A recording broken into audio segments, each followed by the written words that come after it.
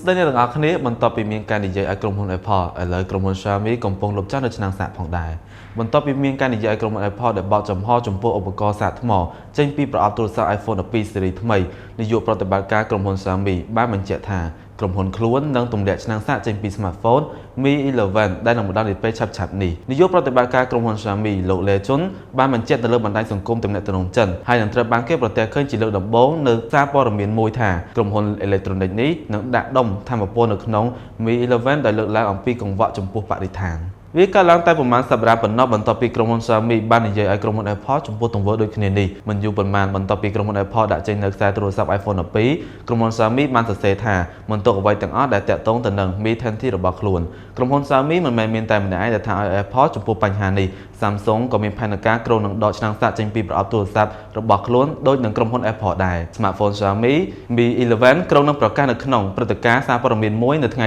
ច័ន្ទទី28 ខែធ្នូនេះពីខ្ញុំបាទឌីម៉ង់ពី CFUE Sport League Cambodia